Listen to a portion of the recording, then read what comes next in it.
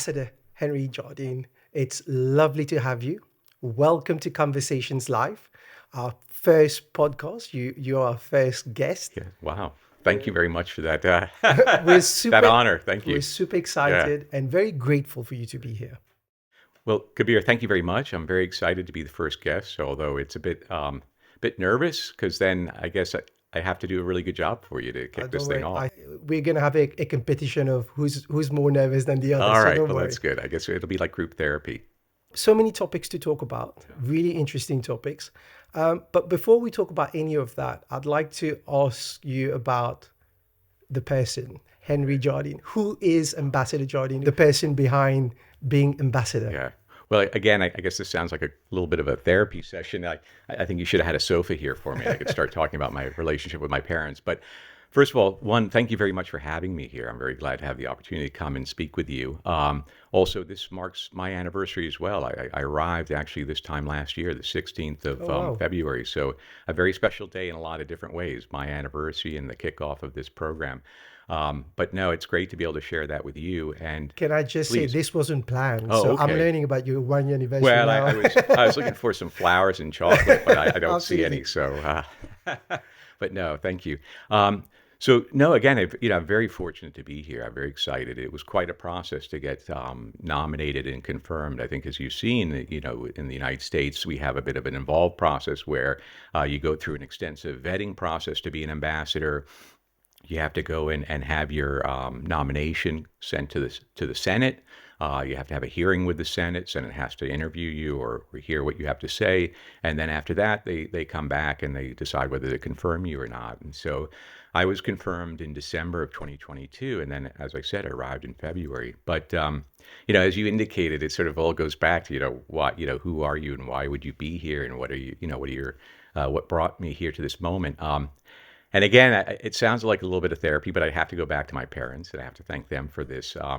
When I was very young, my father actually he was a draftsman initially when he immigrated from the UK, as did my mother. They were both, my father's from Wales, my mom's from Liverpool, and so they came to the United States in the 50s, and they were fairly successful. My dad was actually he went from drafting to selling of aerospace equipment, and this was in the early 70s, the time of the Apollo missions and the mission to the moon.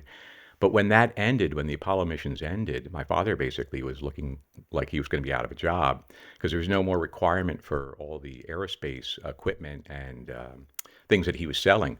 And so he had a bit of a midlife crisis. He was in his early 40s and he decided to sell everything. We moved to New Zealand. But before we got to New Zealand, they wanted to see the world. So we went through a very long process of getting down there. We ended up going to Hawaii, Tahiti, Fiji, Pago Pago, and then ended up in New Zealand. And this is in 72, 73.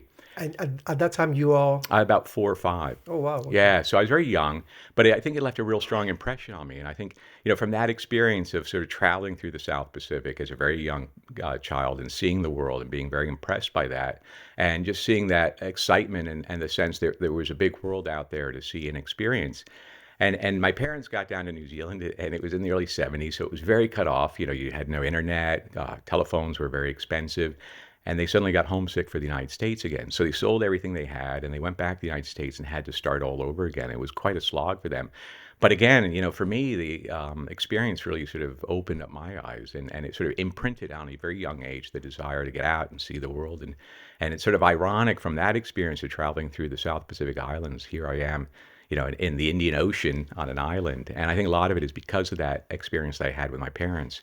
And then I was very keen to see how I could have that opportunity. And when I looked at university and colleges, I went to Georgetown University School of Foreign Service. You were also one of being the top graduates from the Industrial College of the Armed Forces. Yeah, that was which is going to bring me to a very interesting topic of you being in the army. Yes.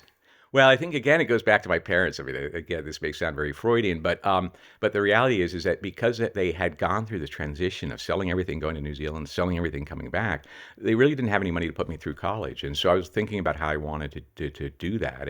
And so I got a scholarship from the Army. I got what they call a Reserve Officer Training Corps scholarship. So that paid for my education.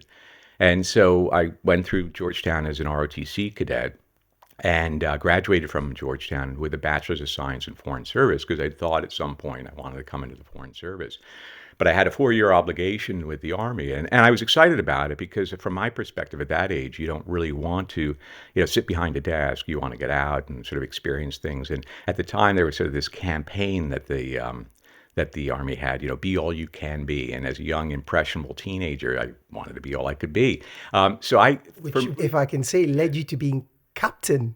That's right, but it was what happened is so I went into the Army after college, and I was an infantry officer, and started off as a mechanized infantry platoon leader in Germany, and it was a fascinating time because at that time the Cold War was sort of wrapping up because I got there in 1990, and essentially the wall had just come down. I had a chance to get up to Berlin and do a visit because I was stationed in Mainz.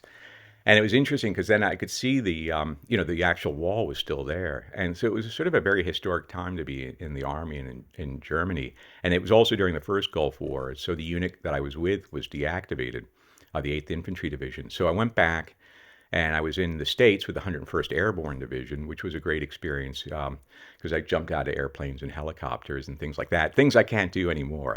I get afraid of heights now. Back then I could do it. I think when you're young, you can do anything. It's a very interesting topic. If Yeah. you think back about that time, what would you say has been one of the most, if I can say, exciting, Yeah. adventurous moment for you? I guess, when I went through the airborne training, it was really, thankfully I wasn't getting shot at. So it was not, So you've been through, elements jumping of out. war and No. I mean, I have to say, if you could, I've told folks in a way, it's sort of like it was being, it was like Boy Scouts with guns. So thankfully I was not, I was in Germany during the first Gulf War, but I was never called up. And then after the first Gulf War was the peace dividend. And that's where they started talking about deactivating units. And I went to the 101st, did my training there, had a very good experience. And I got promoted to a captain. And I was having to make a decision like what my next step would be. Because once I did my training, I was supposed to go on and do additional training. I would be obligated additional years with the Army. But at the time, there was this discussion about, well, what would the Army's role be? Because it was before all the issues in the Balkans, when we had the Balkan crisis and the U.S. military deployed there. It was before 9/11. So I was thinking, well, there is a shrinking military. I've gotten promoted to captain. If I go do the additional training, I'm going to owe more years. And I'd always had wanted to go into the Foreign Service from, again, from when I was very young and when I did the School of Foreign Service at Georgetown. And so I finally decided in 93, I'll go ahead and resign I had a regular Army commission, which is unusual, but I retained a reserve commission. And then I started the process applying for the State Department. And eventually I passed the Foreign Service exam and came in 95. I had retained my commission for a while in the reserves. And then eventually in 2003, that's when I resigned my reserve commission as well. Beautiful. And Yeah. how does somebody from the Army, a captain from the Army, Yeah. become the ambassador of the United States in Mauritius? You have to wait like a quarter of a century. But no, it's I think the thing that was great about the Army that really helped in sort of the preparation for me was, my first job as a platoon leader in Germany was a mechanized platoon leader. I was in charge of 30 people, 4 armored personnel carriers. And just for our audience, mechanized. So the platoon leader? APCs, at the time it was what they call the M113, which is basically like a big metal box on treads. They changed over about the time I was there to the Bradley fighting vehicles. I think you may have seen that. So that basically they're armored personnel carriers, and I was the lieutenant in charge of a platoon of those. And so we had 4 of those, about 30 men, and about $3 million in equipment. And so that kind of experience at a young age, I just turned 21, I think really helps when you think about like leading, managing, dealing with issues, dealing with people. And so from that, when I went into the State Department, for me, that was, I think I went in with those skills from the Army. But what I learned, I think, through the State Department was just that experience of opening up to different communities, different environments, and constant change, and really having to adapt all the time. And I enjoyed that. I think for me, that's been great. I joke, in a way, my father, when he was in his 40s, he had his midlife crisis. He moved to New Zealand, and he had to pay for it himself. I've had a midlife crisis every 3 to 4 years when I move from one post to another. So the nice thing about it is the U.S. government pays for that. And so I've been fortunate that, if I had wanted to just, go and move somewhere differently, I could do it as part of my job. And so my first posting, interestingly, I had studied Latin America, and I did Latin American studies in Spanish when I was at Georgetown. So the U.S. government, in all its wisdom, for my first assignment, sent me to Bangladesh. And so I had to learn Bengali, and I learned a whole new experience, a whole new culture. And that was really my first experience with South Asia. And that was from 96 to 98. And so I really enjoyed that. That was because it was one of those things where if I had thought where I should go, it would have been somewhere in Latin America. But because of the fact that just sort of the sort of wackiness of the way the U.S. government assignment system works, I ended up going somewhere completely different, and I really enjoyed that, and ended up doing 12 years of my career in Asia as a result. And I would not have predicted that. I ended up serving 3 years in India as consul general in Calcutta, and then 7 years in Thailand in both Chiang Mai and Bangkok. So again, I have a lot to thank the government for pushing the envelope for me. That's quite interesting. You mentioned China, you mentioned India.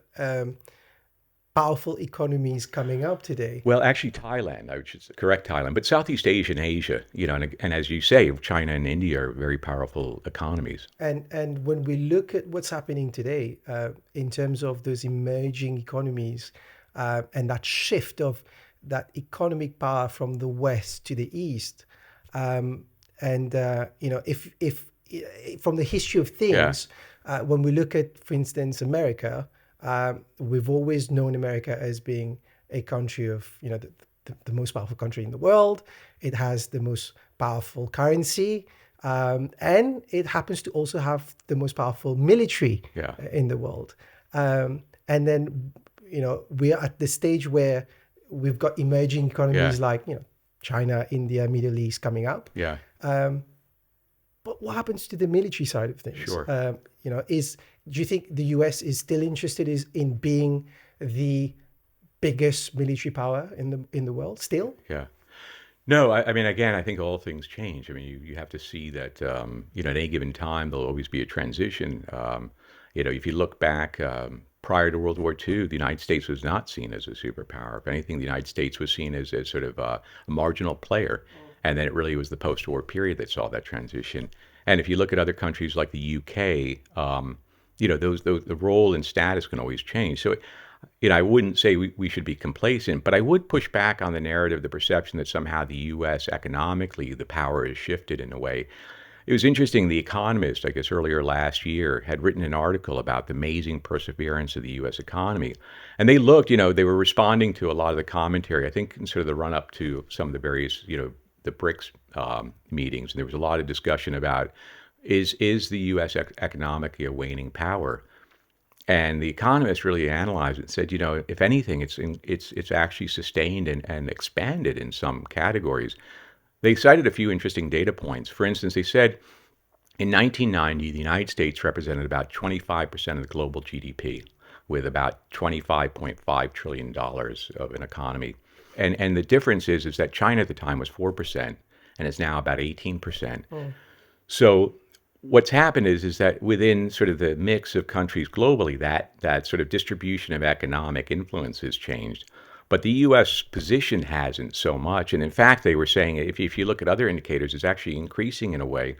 For instance, they drew a connection that in the case of, say, Europe, the per capita, the United States per capita exceeded European per capita in 1990 by about 24%, and now it's about 30%. So there's about a 6% increase over, how GDP, per capita GDP in the U.S. is relative to Europe. And they also said something similar about Japan. At the time, it was, U.S. Per capita was about 17% more than Japan in 1990. And now it's about 58% more. So, what's happening, I think, in the United States is that, the fact the United States is a fairly open market, it's a very dynamic market. It's one where it just allows for a lot of change, sort of chaotic disruption. And as a result, you'll have these moments like the financial crisis that we were talking about earlier today. You'll have where the U.S. was heavily impacted by the financial crisis, but the economy adapted quite quickly. We were heavily impacted by COVID, but again, we were able to adapt. And so I think what happens with the U.S. economy is it goes through these rough patches, the perception is it's on the wane, and then it adapts. What about the military side of things? Okay, yeah, no, that was your original question. Sorry, I wasn't trying to avoid that. That's all right. This is again, the United It's States. just to understand the mindset, because it's something that's really interesting. Sure. No, I think it's an internal debate that's happening in the U.S. I mean, if you look at the absolute numbers, the U.S. Military budget still is significant. It's something like it's significantly greater than the next several countries combined. So you look at the U.S., what it's spending on the military is quite a significant amount. I think, though, there is a debate, in the U.S. about what is the U.S. commitment globally, and should we continue to sustain that? I'm not sure where that's going to end up. I mean, I think you saw there's an ongoing discussion in Congress right now about Ukraine, U.S. assistance to Ukraine, U.S. assistance to Israel. I mean, these are fundamental questions. I think the perception, though, the consensus within the U.S. is that you can pull back some, but at the end of the day, the problems of the world are going to come back to you. I mean, you can't keep them at arm's length. We're part of this global community. What happens to the global community will affect us. The idea that we can pull back and be separated from what's happening outside is something that I think we can't do. It's a sort of an illusion.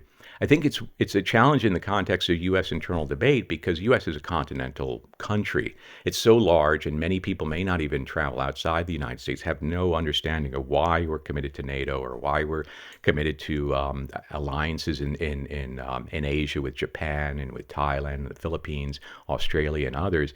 And so they wonder why these relationships. And I think part of it is that the challenge for American leadership is always to educate, because a lot of the American community is very much focused on what's happening in the U.S. And you can't blame them in a way, because, again, at the end of the day, what matters to you is what matters to your family, what matters to your neighbors. And so these other issues seem fairly abstract and far away. Thank you. Yeah. Okay. I want to move on now to the relationship between the United States and Mauritius. Yeah.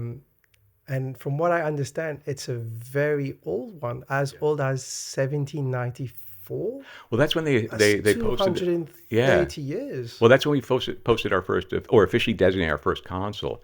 And, that relationship goes back so long because, again, for the United States, Mauritius was important for commercial reasons. We had a very large whaling and commercial fleet that would travel the world. You may have heard of the Yankee Clippers, and those were the ships that were the sailing ships that went around the world, and they traded globally. But there was also a very large whaling fleet. And so a lot of times these ships would come here to Mauritius. And it goes, again, I think, to reflect Mauritius, the location, its strategic location. And so it was important to have a presence here because you'd have American ships coming in, and the sailors would get into trouble, and someone had to get them out of jail, basically. Or, the boats would have issues, and they would need to have help. So that was the early sort of consular representation. And we've had some really notable consuls here. There was a very famous consul, Nicholas Pike. He had been a lieutenant colonel in the U.S. Army during the Civil War, and he was made consul in Mauritius, and he came out in 1867, served from 1867 to 1873, and he was noted as a naturalist. He was a leading global naturalist. He had correspondence with botanists and some of the like Kew Gardens and other leading sort of institutions, natural history institutions around the world.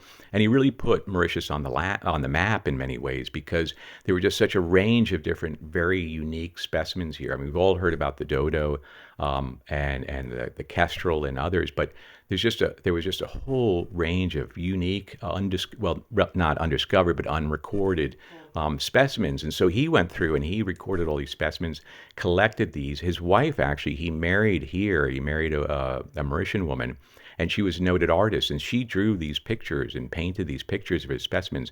And so there's a sizable collection of his work in the Natural History Museum in New York. And back in just recently, 2018, the Royal Historical and Art Society had an exhibition highlighting this 200 years of Nicholas Pike. It was the anniversary of his 200th birthday. He was born in 1818. And so I thought that was a fascinating piece of history, the realization that a former U.S. consul had really marked out like a legacy of natural history here in Mauritius. In Mauritius. But sadly, I'm not very good as a naturalist nor as a painter, so I may not be holding up my end when it comes to the history of U.S. Presence here in Mauritius. And 230 years. Yeah. I think 2024 is proving to be quite exciting for the embassy because we're all witnessing the construction of your massive headquarters, around the Bagatelle area. Sure. How's that going? How's that happening for you guys? Well, it's exciting and a little bit, I don't know, sort of nerve-wracking because I want this to be done while I'm here. And as you know, if you've ever hired a contractor, it's always a lot more complicated than you anticipate. They seem to take longer. But what's caused this change? Because you've been in Port Louis for a very long time, very, very long time. Yeah. And what's the strategy? What's the thinking behind? Well, it's interesting. I actually had involvement in the original planning of this. I was, prior to coming here, I had been the acting director and the acting director of the Bureau of Overseas Buildings Operations. That bureau is responsible for all our facilities. It's both in constructing new ones, maintaining the existing ones we have. It has a continuing portfolio of about $20 billion in projects. So it's a huge, huge operation. And while I was there, we were thinking about what we wanted to do in Port Louis and why did we want to build such a sizable presence here. And there was a couple of reasons. One is a realization that going back to 1794, why did we have a consul here as soon as the U.S. was established as a country? And it was because it was an important location. It's part of a broader global community. It's very much integrated into the African community, but also within the Indian Ocean community. There is this linkages that Mauritius has. It's a platform now, I think, for commercial opportunity and development. There's a strategic value in being engaged with the government here, and we also want to be able to do more outreach, and we also want to be more responsive to the community here, to be able to do programming, but also when we do visas to have the space for people to come in. So what we did is we bought the property back, I think it's like 2018, because I was in OBO at the time. It might have been a bit earlier, actually, as the negotiation. That's before your appointment. Before I'd come here, even before I knew I was going to come here. Okay. And then, but one of the things that we were really looking at doing is designing a modern building that lets us have a presence and function effectively, engage effectively for the next at least half century, if not longer, because these buildings are built to last. The other thing I would say about it is, so it's an 11-acre compound. It looks massive, which it is, but you have to keep in mind it's multiple buildings. And we're talking about a chancery building in the center, a warehousing facility, a recreational facility with a pool for our staff, so we can have a nice space to entertain and also to recreate We'll a little definitely bit. take you up on that. Yeah, so come on by when it's done. You'll be the first one to jump in the pool. And then we have all the space, and we also wanted to have open space. And the key thing about it is that we want to make sure that it is sustainable and resilient. And we don't want it to be perceived as drawing resources from the local economy, from the local environment. So it's being designed at what they call it's designed at LEED Silver. Certification. Yeah, the LEED certification is a certification for facilities or buildings that are environmentally sustainable, using things like solar power, ensuring shade and cover, limiting sort of the UV, impacts of UV within the building and the heat loads within the building, trying to use recycled water, or at least using gray water in a way that's a sustainable way. And then also doing what they call xeriscaping, where you try to use local plants or plants that don't need as much water. And so that way we can actually, in some instance, and I'm not sure if it's going to be the case here, actually give power back to the system. The other thing that's going to be fascinating is that when we do a project like this, we also do an art project as well. So 1% of the project is taken and is used to acquire art. And so this project is about $300 million, which is a huge project. So you think about 1% of that. And so we'll use that money not only to acquire art from American artists, but also from Mauritian artists. And what we try to do is create a bit of a dialogue between the art so that they're able to represent sort of images, feelings, sensations, culture that's reflective of, say, Mauritius, but share that dynamic with America. And what about the economic perspective of having such a stamp in Mauritius? Sure. From the perspective of the Mauritius and the region. Well, I can say already, that there is an impact because, for instance, we're hiring local experts, whether it's in the initial permitting process, getting local engineers, lawyers, accountants, and others who can facilitate sort of the business management side of it. Plus, in the construction, we do have, as many projects have to do, bring in some labor because, again, human resources is a real challenge in Mauritius. It's just, there's a lot of business and a lot of development going on, and finding people to do that. And so bringing some labor in, but where we can, we try to use all local labor, and where we can, source as much as we can locally. And so I know that businesses have already benefited from that project. The other thing that's interesting is that's sort of fascinating as something to keep in mind is we also, when I was at the Bureau of Overseas Building Operations, we started to develop this concept that we saw elsewhere, which is called the embassy effect. And what we saw, for instance, in London, and you were in London, Kabir, so you've probably seen the development in real estate in London. And for instance, where the new U.S. embassy has coming up had been a brownfield site. And a lot of people were saying, well, why would you want to build there? That place is like an industrial wasteland. But as soon as they built the embassy and had cleaned the site, that whole area has developed into a whole new neighborhood with very nice, very expensive new apartments, restaurants, pubs. And so we call this the embassy effect because we see the embassy as being, in a way, a magnet for development and investment for others. Seeing this elsewhere, we saw this also in Pristina in Kosovo, same dynamic. I had the opportunity to go to Tegucigalpa and do the groundbreaking on the new embassy in Honduras there. And it was actually part of the mayor's plan when he was looking at his downtown urban revitalization to use the U.S. Embassy as an anchor. So I think in a lot of ways the embassy is going to give back. And whilst you're talking about magnet, Mauritius is going through this narrative of being seen and used as a hub, as the gateway to the African continent. Yeah. And you talk about magnet. Why aren't we seeing the likes of, for example, Apple, Google, large banks of the US coming to set shop in Mauritius from that perspective of what you say, magnet? No, I think, that is a good question. That, when I first got here, I mean, again, it's only been a year. So that was my first impression because, again, you see how integrated Mauritius is, how the infrastructure is so integrated with the local region. So you can get a flight up to Dubai, you can get to Mumbai, you can get down to South Africa. There are all these different key developing economic centers that Mauritius is closely integrated with. Here, there's good infrastructure, good housing. It has all, and a stable political environment. It has all the sort of conditions needed to be a key platform. And I think, because I went back to actually not long after I got here, I went back in June for a conference, and I met with some business counterparts and talked to them. Back to the U.S. The U.S., yeah. I went back to Washington. And I think what I've found and talking to different people, it's changing, but there's still this issue of educating the American sort of business community about the opportunities here. It goes back to what I was saying about how the challenge when we talked about on sort of security and defense, and the future of the U.S. role globally. I think on the corporate side, there's still a similar mindset. U.S. is a huge market. I mean, it's the biggest market in the world. You've got all these customers there, over 330 million customers. For a lot of American businesses, the reaction is, well, why should I go anywhere? I've got everything I need here. And today, we're living an age of tech, of Gen AI. All of that is possible through the quantum computers, the super chips. And we all know everyone is after the super chips. And a lot of those natural resources that are required to make those are in the African continent next door to us.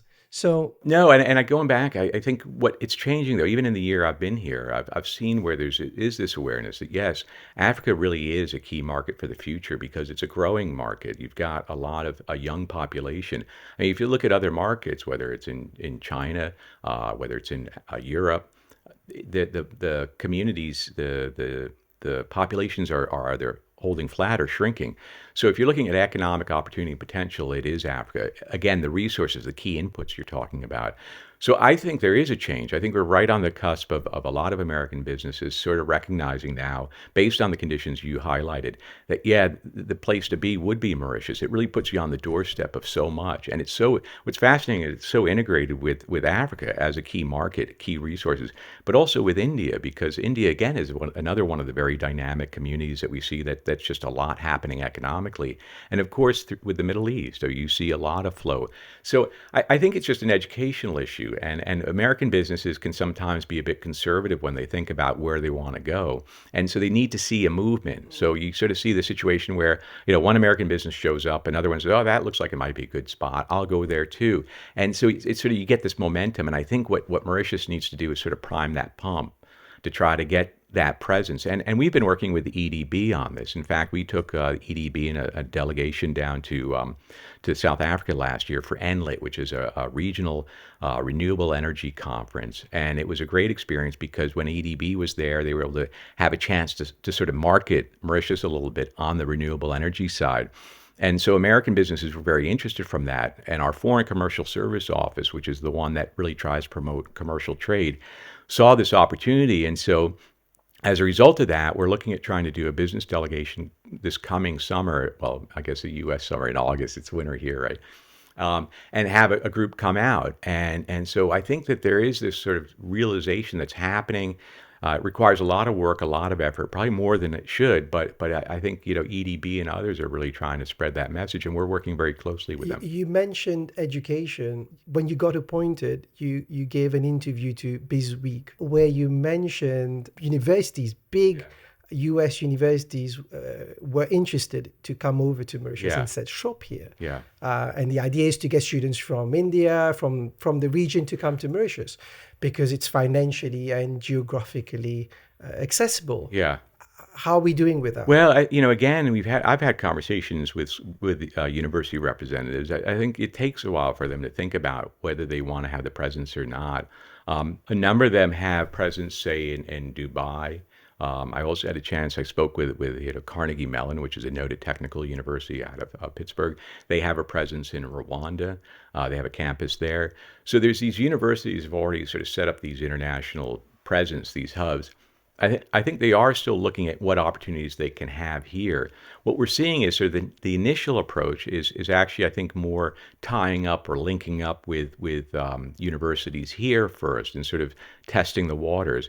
For instance, we had helped with a program, we funded a program where Stanford is working with MCCI, the Mauritian Chamber of Commerce and Industry, to do a program on executive education and training. And they have a business school as part of the MCCI.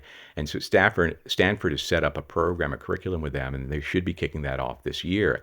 And that, I think, is an opportunity for them, for, say, Stanford, to understand what the caliber of the people here, the opportunities here. It's great for MCCI and for those that are members of MCCI and others who want to take advantage of this training opportunity, because Stanford is a leading university and it brings a lot of expertise.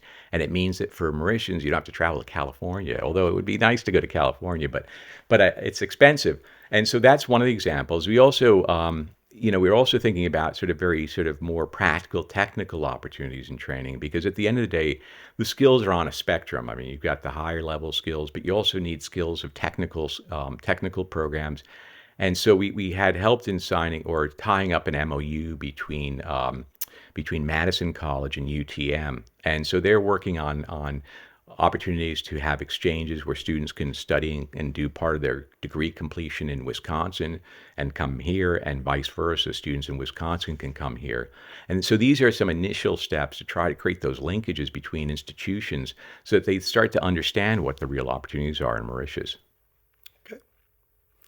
I want to now move on to another part of today's conversation at Conversations Live, Chagos. What? Chagos. Oh, Chagos. Your favorite topic. Yeah. No, I haven't heard about that. Wait, can you fill me in on that one? And for the purpose of our viewers, so Mauritius had a vote at the United Nations to go to the International Courts of Justice, claiming sovereignty. And we all know what happened. The decision was in favor for Mauritius. And in simple terms, what that means is Mauritius owns the Chagos archipelagos.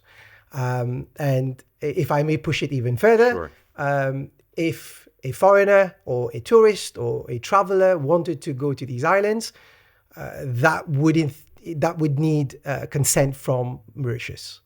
Can we agree to that? Well, again, I guess, I mean, it depends because my understanding was non-binding, and so there is this ongoing negotiation. I think the Mauritian government was hoping to try to work through the details in negotiation with the UK. So before that sort of decision saying, okay, this is now the new sort of approach we're taking, they were trying to see if they could have a negotiated resolution and they've gone through 9 rounds. And my understanding is sort of they were coming quite close to an understanding of how to address these issues that you're highlighting.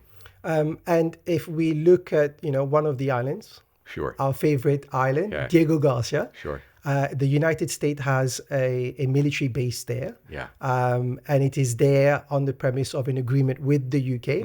Mm-hmm. If we look at the judgment, I think the judgment is soon going to be almost 4 years now since it was out. What is your perspective of the current situation, and what can we expect going forward from the US? Well, again, the issue of the sovereignty is not an issue really for the U.S. to resolve. What we've suggested, I think very much the Mauritians have, the leadership has taken on and has undertaken is to try to negotiate the resolution of that sovereignty issue with the UK directly, and they have been moving through that process. I mean, we've always said that for us, the concern and the focus is on the continued operation of Diego Garcia. We see Diego Garcia as a very important platform. It's one that can benefit the regional security, the global security.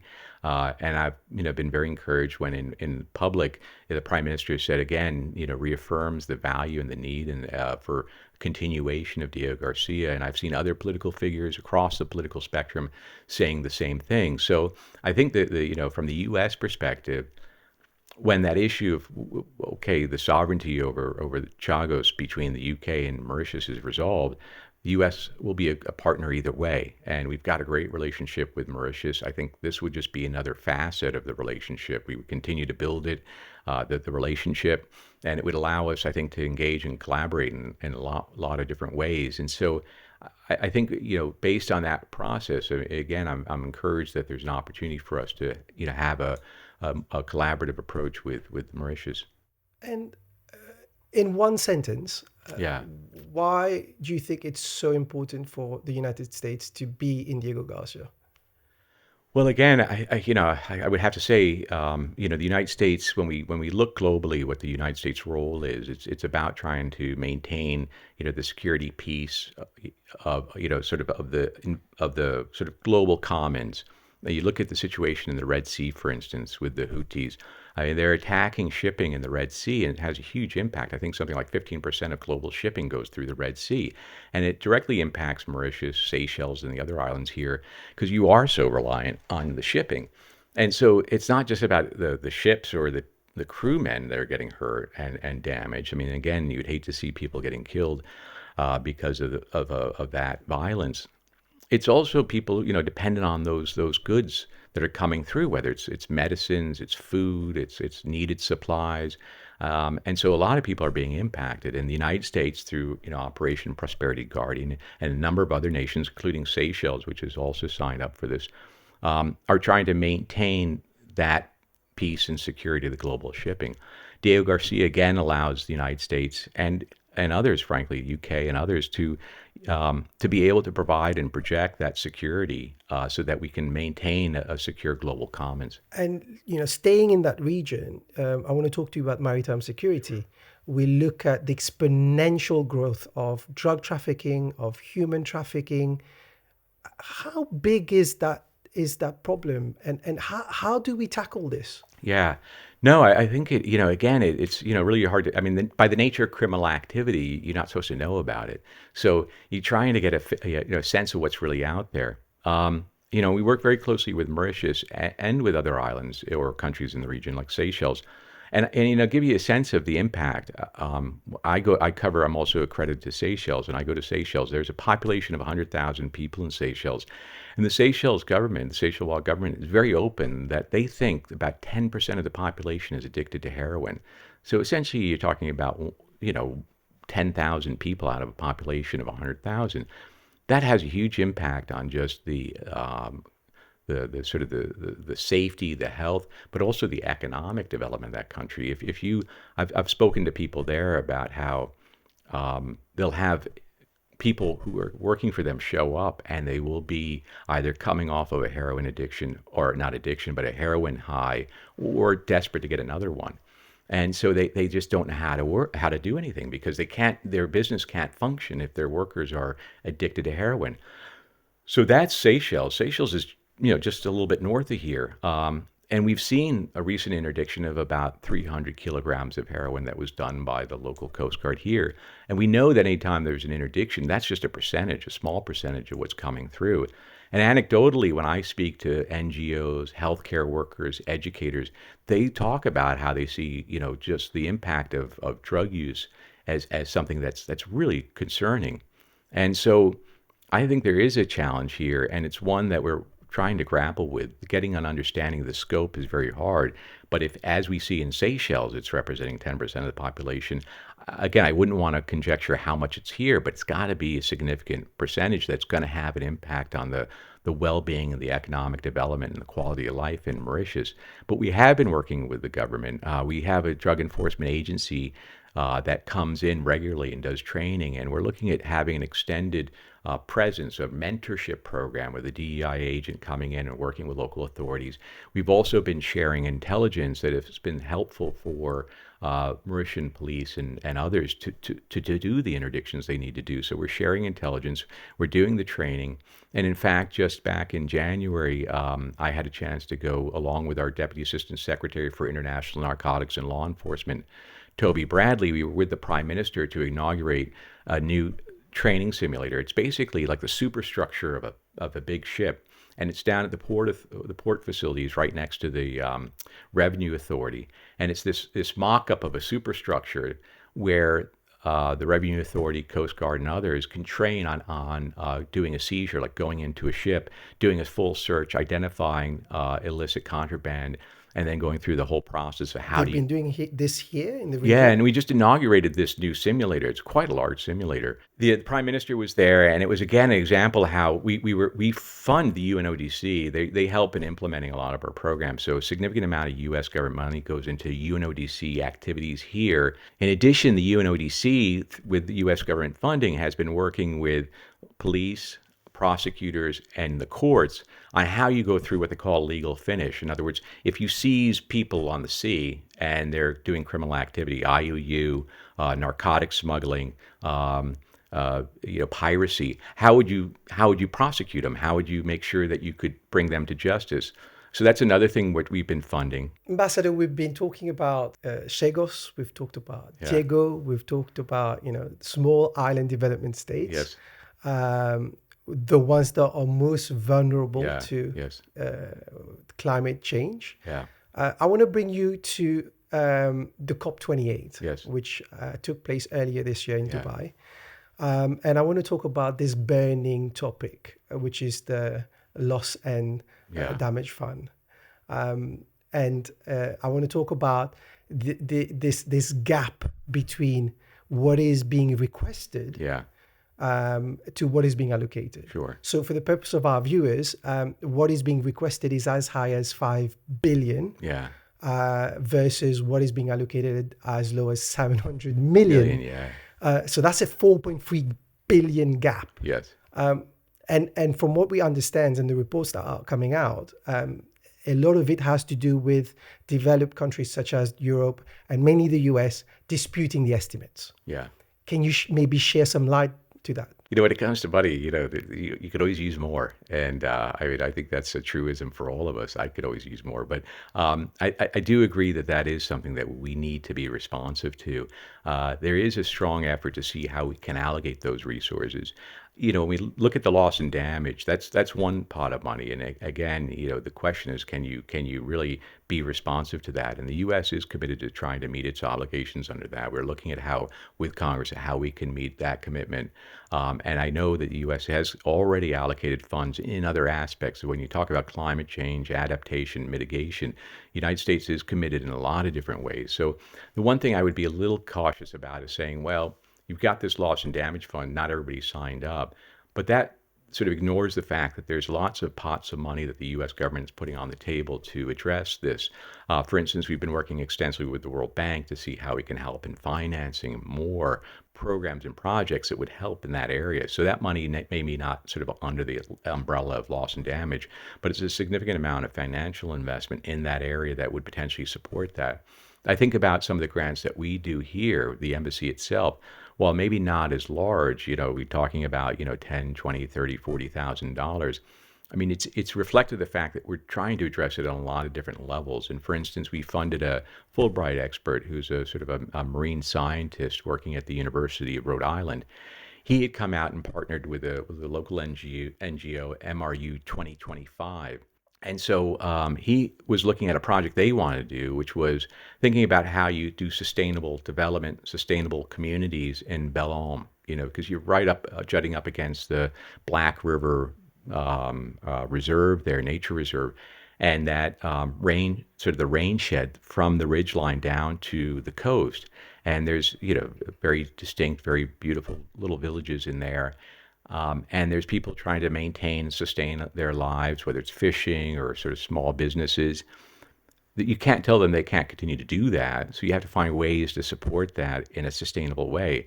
So we funded that program of seeing how you can develop. But Ambassador, if we look at it from the perspective of the COP28, sure, people looking at what took place, that deadlock that took place at COP28, their perspective is, ever since the Industrial Revolution, countries, developed countries, so as we know it today, such as Europe, the US, they've gone through this progress over the decades since the Industrial Revolution, of having those factories, the car production, massive use of fossil fuels, to being in a state today where we've seen recently in Mauritius the damage climate change can create with the massive flooding that we've had. So, and to put that into perspective, that has today resulted as damage to planet Earth. And we don't have planet B. So if we were to stick to that deadlock at COP28 and that huge gap, well, again, how do we comprehend that situation? Well, I would say that there is the commitment of $700 million. You could argue that it should be $5 billion, and I'm not going to dispute because it becomes at some point it's very hard to capture. I mean, as you say, Kabir, it's damage that in some ways we're not going to be able to predict, or you just don't know. The nature of climate change is that it creates this sort of chaotic climate. So you're right. I mean, obviously the resources need to be identified. What I would just sort of maybe counter with is just say it's a bit sort of inaccurate to sort of say, well, the money is not there because it's just because it's not labeled as loss and damage. Because when you look at what the World Bank is trying to do, it's trying to fund or finance projects and programs that would in effect facilitate mitigation. And if you look at what happened here with Belle-Île, yes, it was completely unexpected. Well, not really. When you think about it, because the issue is that when it rains a lot in Port Louis, what happens? It typically floods. So, what needs to happen, I think, is a design for addressing some of those challenges with the flooding. The nature, the construction. I mean, we've seen this in the U.S. as well. When you look at, for instance, they had a horrible flooding in Austin, Texas at one point. And what they realized is that there had been construction over the normal sort of areas, the green spaces that would have allowed for the outflows of water and the normal outflows of water. And so I think you have to sort of think about, well, there are things that are, quote, unpredictable. But, Mauritius is in a cyclone belt. We're going to have cyclones. We may see increasing intensity, but one could argue like Belle-Île actually wasn't as intense as it could have been because, in fact, I saw that weekend prior to when it hit that the initial direction was that it was supposed to go over Mauritius, and it didn't. It went over Reunion and then passed south. So arguably, that could have been a much worse storm.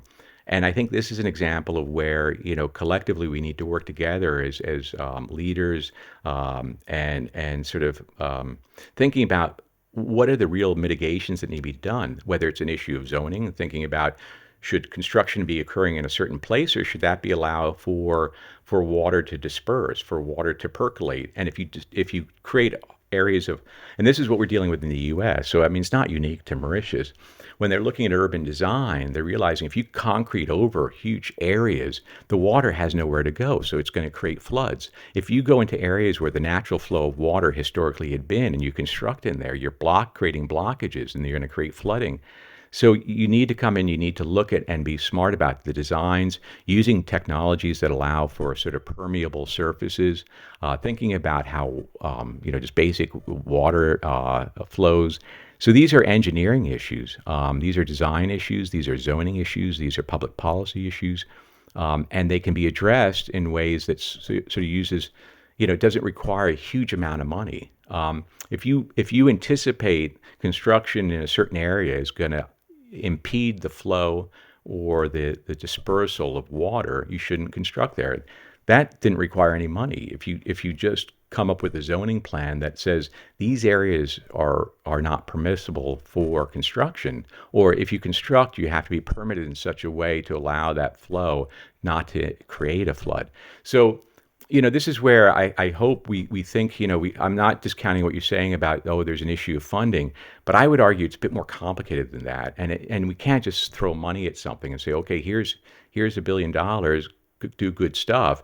You got to really think about what can we do in advance to mitigate. And there's things that could be done that are no cost. A zoning law that says, don't build here, ostensibly is not going to cost you anything more. But after the fact, if you didn't do that and someone constructs something or creates a situation where it exacerbates the flow or the flooding, then you're in a situation where there is a huge cost. So I'm not disagreeing that we need to think about the resources. I'm just saying we should be a bit more thoughtful about how we approach these issues, because it's not as simple as money. We're approaching towards the end of the Yeah. podcast. Conversations Live is a podcast that will be available on YouTube, so everyone will be able to watch it forever on and ever and YouTube, ever and ever. as well as on all our social media platforms. Yeah, no, But before you leave, I have to ask you, elections. Oh yeah. We've got elections everywhere coming up in the US. Well, elections probably coming up in Mauritius. Yes. Well, it's interesting. There was, I guess it's been said in a number of different articles, about 60% of the global population is going to have an election this year. Because you think about some of the countries like India, Indonesia, United States, Mauritius, I mean, the population is incredible. And I think, I think for me, this is in some ways, it's really hard to grapple with it, because I think it shows that this year is really fundamental for democracy. So many people, more than half the globe, is going to be experience this act of democracy and the importance of democracy. And we struggle with it. There's no such thing as a perfect democracy. And because it's an institution of people, and people are we're all inherently flawed. The institutions are only as good as we are. And so you struggle with perfecting ourselves and perfecting our institutions. And, we are going through a process in the United States that's very interesting. Again, as a government employee, I remain and will be apolitical, but you can see the challenges to democratic institutions in the United States. People questioning them, people saying, should we be doing this or that? Questions about the merits of sort of the approach. But I think the key thing is that democracy is a really messy system, but it's the best system we have. It's the best way to make sure that you're getting the voice of the people, that you can have a peaceful transfer of power, that you can keep governments in check, that you can make sure that abuse is limited. I think every other system, if you look out there, they sort of say, well, whether it's a, sort of a dictatorship, or, one person, or it's a group of people saying it's cleaner, it's more efficient, it's more strategic, but you see that doesn't work ultimately, because, when there is no check, when there's no accountability, people have a tendency to do things that lack reason, or not rational, and ultimately become very oppressive. And you see this time and again, where a system that does not have a check becomes more and more oppressive and more fragile fundamentally, because it becomes sort of contingent on a person, or a very structured institution. whereas a democracy can be very dynamic and it can bring in different ideas, different people. So here in Mauritius, I mean, my hope and expectation is, again, and I think everybody's committed to this, is a very, peaceful, fair, open, transparent electoral process. I hope we have that in the U.S. as well. And, that it's important to really support the institutions. You see in the United States, for instance, people say, oh, the vote was rigged, and then there's no evidence of it. And I think that's a very problematic thing. I think if for political reasons people start to sow doubt in the political process and say basically, I believe in democracy as long as I win, or the vote was fair only when I win, when the other person wins, it was obviously a fraud. I think that really undercuts the sort of the contract that democracy stands for. It's a compromise. It's a premise that, I will go along with the system understanding that if my ideas, my approach is more popular, I will win. But on the other hand, if I can't convince voters, I lose and I wait my turn and I come back later and I try to make the case later. And so I think it's really important for Mauritius, for the United States, to really support the institutions. And again, also to allow for the freedom of those institutions and these kinds of activities like the media, to be able to talk about it is really important. Media plays a huge role. They have to report accurately, they have to report fairly, but they fundamentally have a key role in the process. And they are the ones, again, that hold account and make sure that political figures, regardless of the parties, regardless of what their backgrounds, if they say something, make sure that what they say is true. If they do something, that they're held to account on it. And, the media institutions, critical commitment to the democratic institutions or process, not trying to undercut it or run it down. And also ensuring, freedom of other actors, whether it's the judiciary, whether it's the political parties, everybody should have a fair opportunity to compete. And, we accept the idea that we're all going to compete fairly. And, if we lose this time, we accept the results and we try again. I hope that answers the question because, for me, I think it's about getting your perspective. Well, yeah, I guess that's true. I just, again, as a U.S. representative, I mean, the United States, I know, is perceived either as, strong political power, economic power, but I think our fundamental power is the power of ideas. The idea of this democratic principle. We don't always get it right. I mean, we have a history of a legacy of slavery, of racism, of oppression at times. We've done things globally that, people can point to and say, look, you supported this, this dictatorship, or you did something here wrong. We're an organization, institution of people. But I think the one power that the United States really has is this ideal. Whether we can achieve it or not is another question, but it's an ideal that I think other people recognize and other people aspire to. And if we're not advocating for it in the position that we have, as in a position where we have influence, if we're not advocating for it, I guess the question is who would? And so as a U.S. representative, I mean, I think that for me is the core of what I should be doing globally, is advocating for those principles. And I hope that makes a difference here in Mauritius. I think that's a beautiful way to end today's conversation. Great, thank you. I just want to say thank you so much for coming. It's been an honor to have you. We're super grateful for you to have come as our first guest at Conversations Live. Thank you. So thank you. Thank you very much. Thanks. It's great being here. And, again, Kabir, thank you very much. And I look forward to seeing your other interviews. And I will be an avid follower. I'll make sure I like you on Facebook or YouTube or whatever I'm supposed to do on social media. But thank you very much. This is great. I really appreciate it, and wish you the best as well on this initiative. Thank you.